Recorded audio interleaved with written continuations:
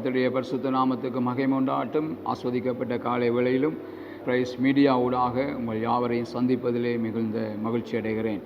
ஆகவே இந்த நாட்களிலே எழுப்புதலை குறித்து பேசி வருகிறேன். நேற்றைய தினத்திலே கூட அப்போஸ்தலர் உபதேசத்தை குறித்து பேசினோம். எழுப்புதல், பரிசுத்த ஆவியின் அபிஷேகத்தை பெற்ற ஜனங்கள் இன்றைக்கு பெந்தெகோஸ்தே நாளிலே பரிசுத்த ஆவியின் அபிஷேகத்தை பெற்றார்களோ அந்த நாளிலிருந்து ஜனங்களாலே சும்மா இருக்க முடியவில்லை.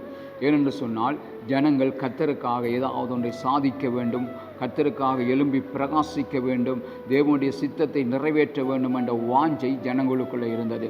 இந்த நாளிலே தேவனுடைய அபிஷேகத்தை பெற்ற ஜனங்கள், தேவனுடைய வல்லமையை பெற்ற ஜனங்கள், அங்கே தேவனுடைய புத்திர சுவிகாரத்தின் அங்கே பிள்ளைகள் அங்கே கர்த்தருக்கென்று சாதிக்கிறதையும் தேவனுக்கென்று பிரகாசிக்கிறதையும் அங்கே முடங்கி போய் கிடக்கிறதை நாங்கள் பார்க்கிறோம். குடும்ப சூழ்நிலைகள், குடும்ப பிரச்சனைகள், பொருளாதார பிரச்சனைகள், இதனாலே முடங்கி போய் கிடக்கிறார்கள். கர்த்தர் இந்த நாளிலே ஆண்டவர் சொல்லுகிற காரியம் என்னென்று சொன்னால், அங்கே ஜனங்கள் தேவனுக்குள்ளே பிரகாசிக்க வேண்டும். ஆகவே எழும்பு எழும்பு சீயோனே என்று சொன்ன தேவன் ஜனங்கள் கர்த்தருக்குள்ளே எழும்ப வேண்டும். திருச்சபை கடைசி காலங்களிலே எழுப்புதலுக்குள்ளே பிரகாசிக்க வேண்டும். கர்த்தருடைய தேவ ஊழியர்கள் எழுப்புதலுக்குள்ளே பிரகாசிக்க வேண்டும்.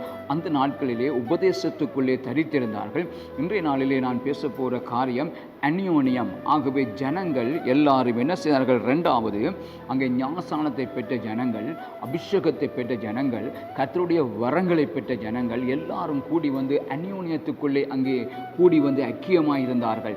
சபையிலே அனுதினமும் கூடி வந்தார்கள். அனுதினமும் என்ன செய்தார்கள்? தரித்திருந்தார்கள். அங்கே நாங்கள் பார்க்கிறோம், எல்லாருக்குள்ளும் ஒரு ஐக்கியம் இருந்தது, ஒரு மனம் இருந்ததை நாங்கள் பார்க்கிறோம். இந்த நாட்களிலே திருச்சபைகளுக்குள்ளே ஐக்கியத்தை பிசாசானவன் உடைத்து விட்டான். திருச்சபைக்குள்ளே அந்யோன்யத்தை உடைத்து விட்டான். ஆகவே திருச்சபைக்கும் ஊழியர்களுக்கும் ஐக்கியம் இல்லை.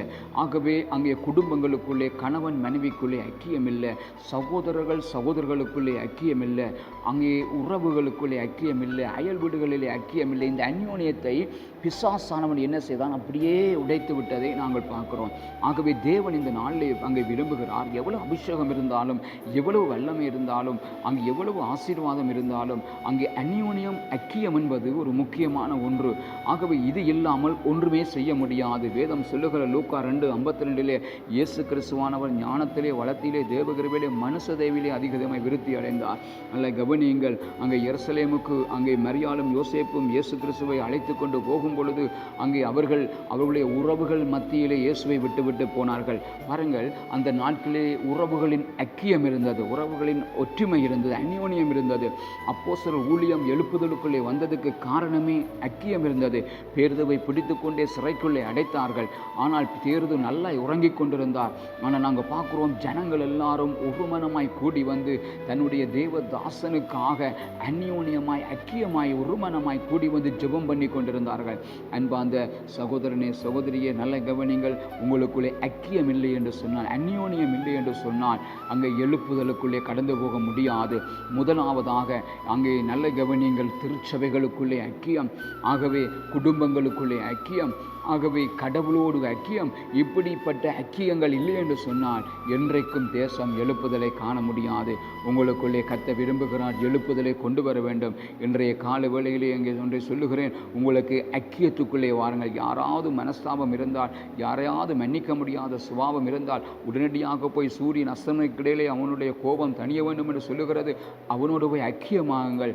உங்களுடைய சகோதரனோடு மனஸ்தாபம் இருந்தால் இயேசு கிறிஸ்து சொல்லுகிறார், நீ காணிக்கை போடுகிற நேரத்தில் கூட அவனை ஒப்புரவாய் போட்டு வந்து நீ காணிக்கையை போடு. ஏனென்று சொன்னால் அங்கே ஐக்கியம் வேணும், ஒருமனம் வேண்டும், அந்யோன்யம் வேணும்.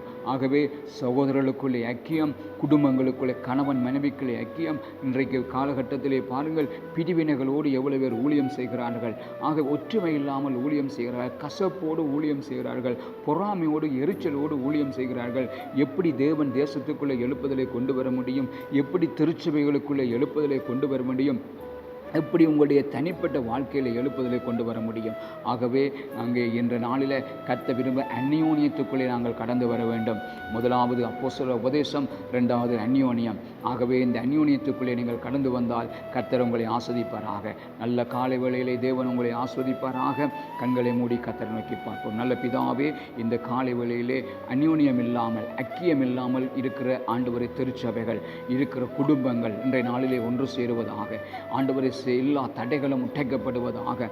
உம்முடைய வல்லமை குடும்பங்களுக்குள்ளே இறங்கட்டும். இன்றைய நாள் ஆசீர்வாதமாக இருக்கட்டும். இன்றைய நாள் செழிப்பாக இருக்கட்டும். தேவைகள் சந்திக்கப்படட்டும். கர்த்தர் உம்முடைய கரம் கூட இருப்பதாக.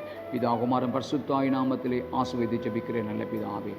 God bless you. கர்த்தர் உங்கள் யாவரையும் ஆசீர்வதிப்பாராக. God bless you.